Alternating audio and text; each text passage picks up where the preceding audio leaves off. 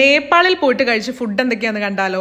മനാങ് ഏരിയയിലേക്ക് കിടന്ന അത്യാവശ്യം കുറച്ച് കഫേസേ ഉള്ളൂ. അത് കാരണം ഫുഡിനൊക്കെ നല്ല റേറ്റ് ആണ് കേട്ടോ. കണ്ടോ, ഒരു മുട്ടയ്ക്ക് തന്നെ 250 NPR, അതായത് നാട്ടിലത്തെ നമ്മുടെ ഒരു 150 രൂപയുടെ അടുത്ത് വരും കേട്ടോ.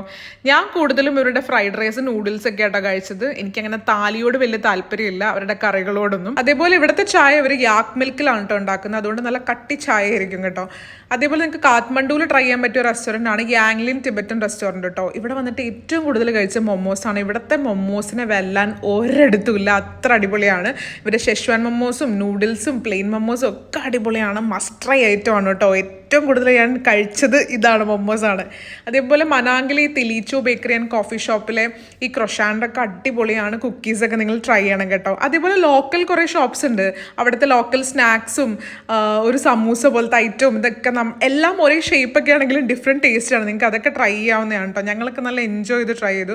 അതേപോലെ ഇവിടുത്തെ മൊമോസിൻ്റെ കൂടെ കിട്ടുന്ന ഒരു ചട്നി ഉണ്ട്, ഇവരുടെ എന്തോ ഒരു ലോക്കൽ ചട്നി, അടിപൊളിയാണ് കേട്ടോ. പിന്നെ കൂടുതലും പാൻ കേക്കും എഗ് ബുർജിയും സാൻഡ്വിച്ച് ഒക്കെ ആട്ടോ കഴിച്ചത്. ചിക്കൻ ഐറ്റംസ് ഒക്കെ കുറച്ച് ഹാർഡാണ്, ഫ്രോസൺ ചിക്കൻ ആയത് കാരണം. പിന്നെ മസ്റ്റ് ട്രൈ ആയിട്ടും കഴിക്കേണ്ട ഒരു ഐറ്റം ആണ് കേട്ടോ തുപ്ക. അപ്പോൾ ബൈ.